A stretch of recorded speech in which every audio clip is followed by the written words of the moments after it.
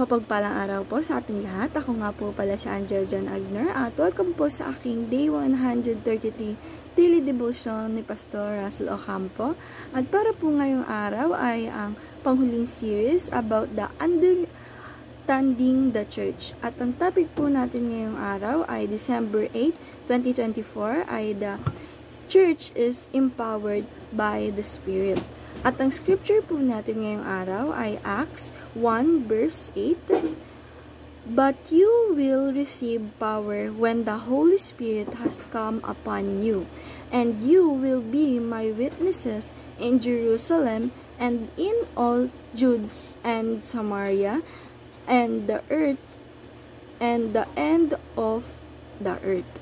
Sa Tagalog naman po, ngunit tatanggap kayo ng kapangyarihan pagbaba sa inyo ng Espiritu Santo at kayo'y magiging mga saksi ko sa Jerusalem, sa buong Judea at sa Maria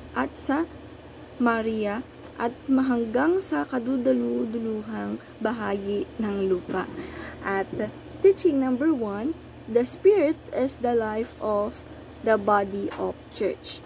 Sabi po dito na ang Spirit o ang Espiritu Santo ay ito po ang buhay ng ating mga body of Christ. So tayo po yung body of Christ. Kung wala po tayong itong espiritu sa ating katawan o sa ating buhay, ay tayo po ay patay. Ganon din po ang churches kapag po wala silang santong espiritu, ay sila rin po ay patay. Kaya po, ang spirit is the life of our body of Christ. At ang teaching number 2 naman po natin is the Spirit gives power to the church.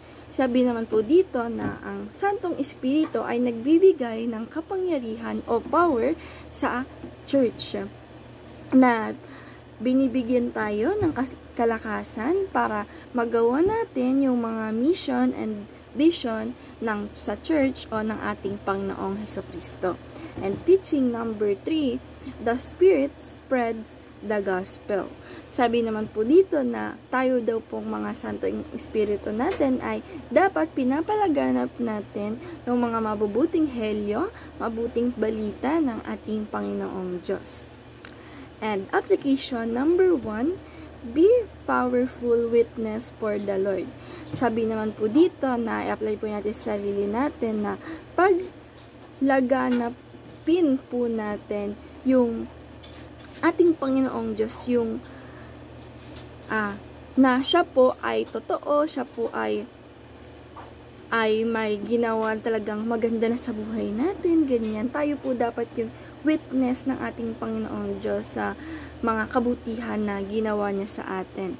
And application number 2, ask for the Spirit empowerment.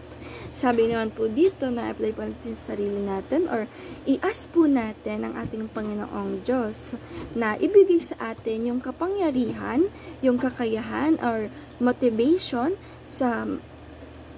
na magawa natin yung mga kanyang kautusan, yung mga vision natin dito sa lupa, na bigyan niya po tayo ng power para magawa natin iyon at ma-disciple natin ang all nations. And application number 3, be an instrument of Spirit today.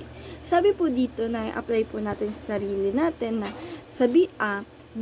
maging kagamit-gamit po tayo sa ating Panginoong Diyos para mapalawak natin yung kanyang mga salita, maging witness po tayo ng ating Panginoong Diyos, maging instrument po tayo ng ating Panginoong Diyos sa pagpapalawak ng mga naniniwala sa Kanya, dahil nga po tayo ang witness ng ating Panginoong Diyos at may ginawa po siya sa atin na maganda sa buhay natin para po mapakita natin na totoo siya at ma-disciple po natin siya in all nation at maging instrumento po tayo ng ating Panginoong Diyos. And discussion, what is the Spirit leading you today?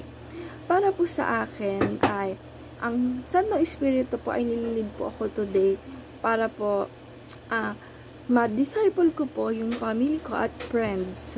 Parang ganun po. And pati na rin po ako na dapat po mapatunayan ko muna po sa sarili ko na talaga po ako'y disciple at witness or instrument ng aking Panginoong Diyos. And dahil lang po ngayong araw, maraming salamat. God bless.